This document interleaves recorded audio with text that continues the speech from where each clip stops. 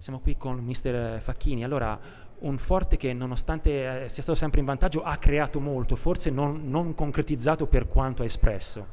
Sì, io diciamo che considerato insomma che stasera eravamo abbastanza rimaneggiati, eravamo solo 6 giocatori di movimento e poi tra l'altro mi dispiace per Ambrosio che purtroppo a 5-6 minuti dalla fine ha avuto un infortunio, insomma si è aperto il labbro, quindi siamo rimasti per quasi tutto il secondo tempo e qualche minuto del primo tempo in 5.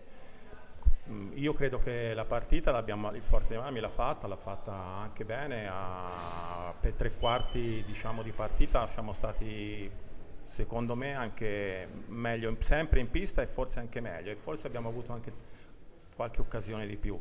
Chiaramente il Pumas è molto bravo, faccio i complimenti, è stato più cinico davanti alla nostra porta, al nostro portiere, però devo dire che i ragazzi si sono spesi per tutto il tempo, sia nel primo che nel secondo.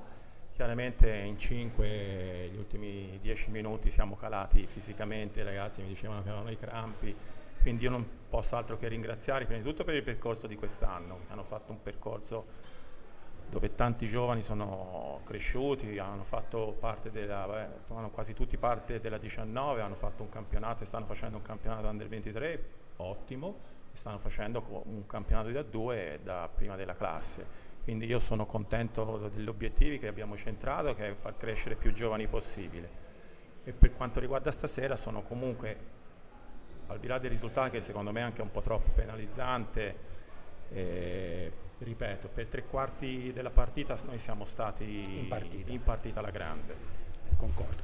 E quindi ci sarà da ricaricare le pile di qui all'inizio dei playoff, cosa implementare, cosa correggere, come prepararsi, ecco. Dunque, noi nei playoff non li possiamo fare perché essendo una seconda squadra abbiamo la prima squadra e quindi nella seconda squadra non possiamo andare ai playoff, quindi per noi l'obiettivo era solo uno, quello di far crescere i ragazzi, di fargli fare il minutaggio. Certo. Molti ragazzi di 16-17 anni hanno fatto questo campionato di A2, hanno fatto una grossa esperienza, quindi ecco niente, noi non abbiamo queste ambizioni.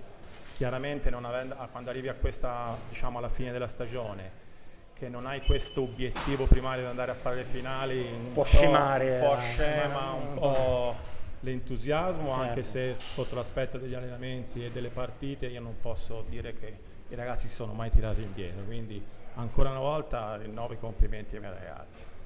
Grazie.